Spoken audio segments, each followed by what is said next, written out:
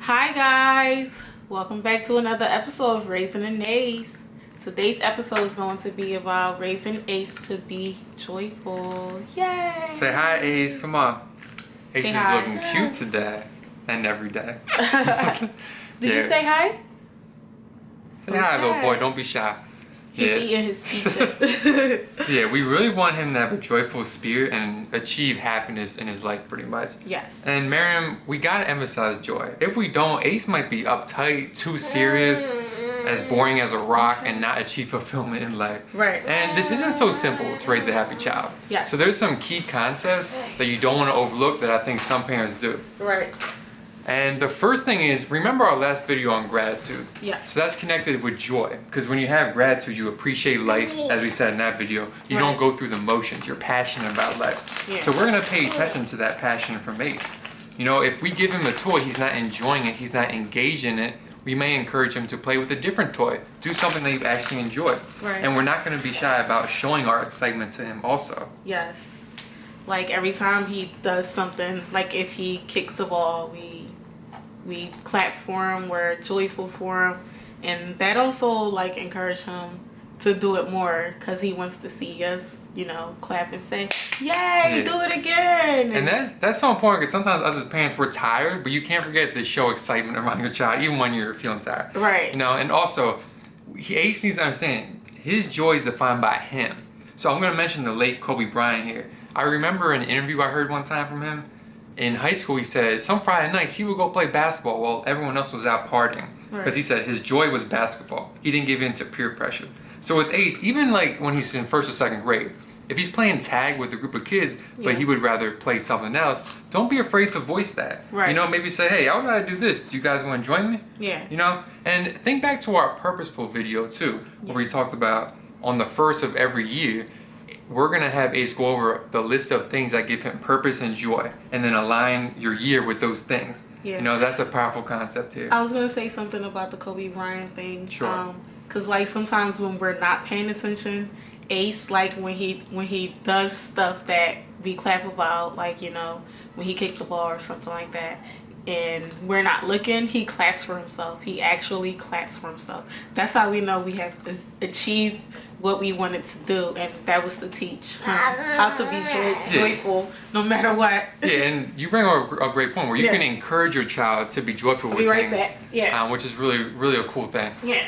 And also, even with just like the everyday, maybe boring tasks of life, you can make those joyful. So a few examples. When we give him a bath, we give him a rubber ducky. When he gets older and he has to wash dishes, we can make a contest out of it. See how many dishes you can wash in 2 minutes that are clean fully. Or when he's studying for a test, make a game out of it, question and answer game. So even like everyday things that may seem boring, make them fun. Yeah. And also a big thing, using humor consistently. I wrote a paper called The 12 Commandments of Happiness. I'll link that. One of the commandments was act as your own personal comedian as needed. So don't rely on other people to give you joy or humor. Find it yourself.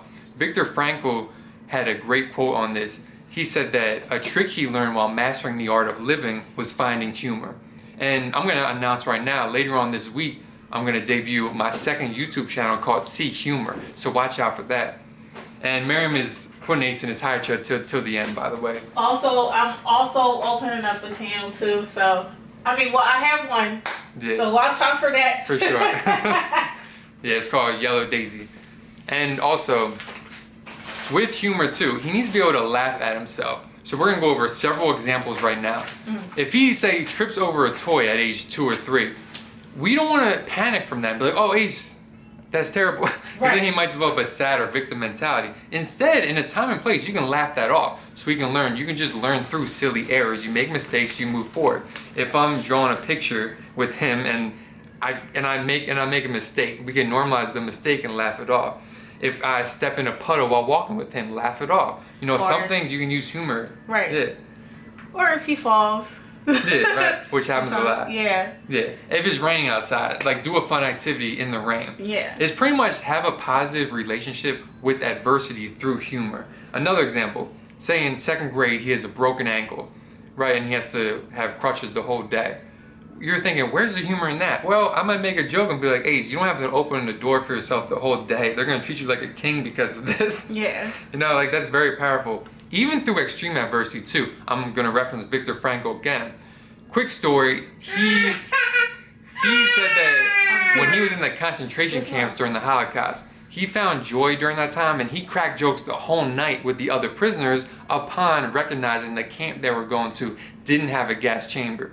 So that's not like funny circumstances, but he found the joy and humor in that, and that helped him psychologically get through that time period.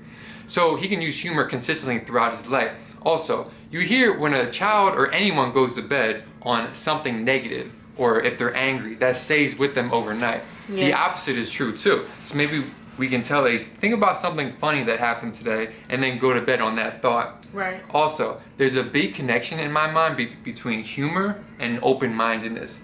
Because, Miriam, I was thinking, when you lack joy and humor, you're rigid in your demeanor and your outlook for life. Right. Which ties into rigidness of thinking too, closed-mindedness. Yeah. And of course, there's a huge connection, in my opinion, between open-mindedness and intelligence too. So not many people make this comparison, but I think if you find joy in life and humor, there's a big connection between intelligence to that. Right.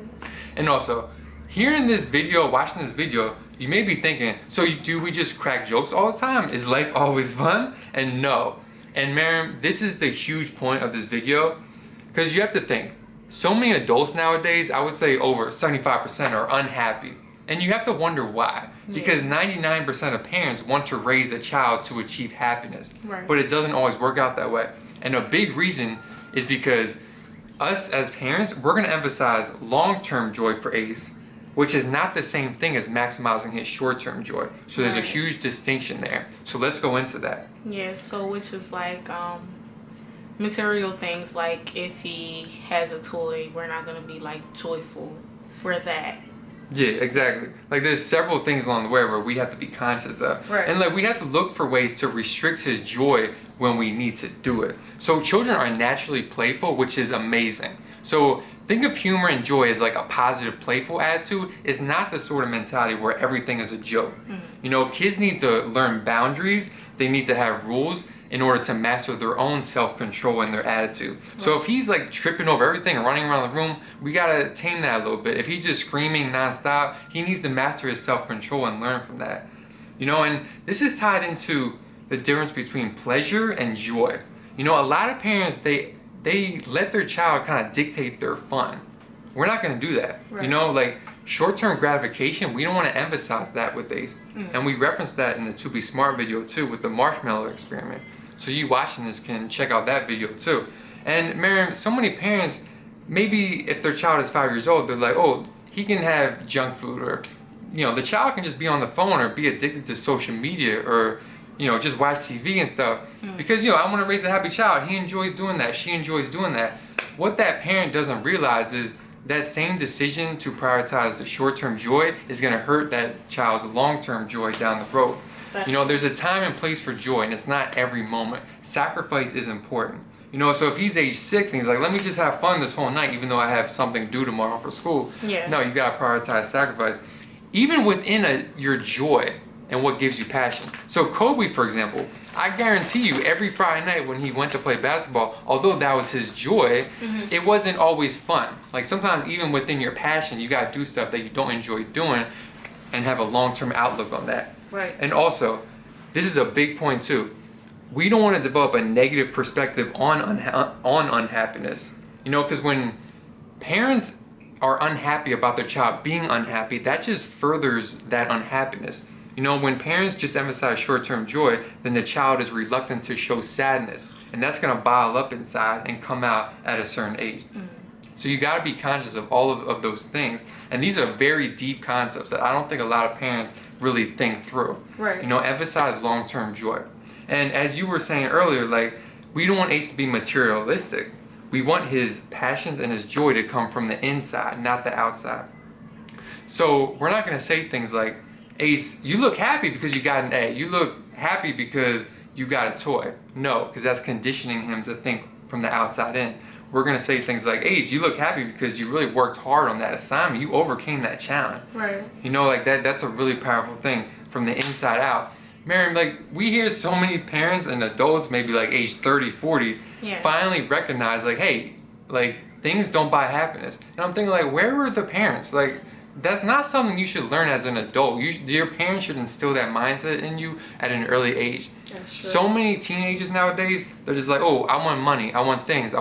Well, why? It's like, talk to people that actually have those things, and they'll tell you that's not what gives them happiness. Yeah. What gives them happiness is long-term meaning, staying true to themselves, which we're going to go over towards the end of the video.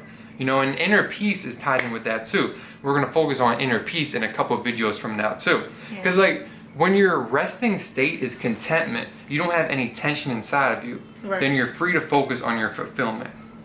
And you know, love is going to be our next video too. So love is tied in with happiness. You can love another person and just love to the world. You get a lot of joy from service to others. So we're going to encourage Ace to uplift someone else. You know, tell a joke to someone else. Try to help someone else. Right. You know, that's really powerful. Yeah. And it's basically like long-term joy. That's what it's about. And that boils down to, in my opinion, authentic commitment to your journey.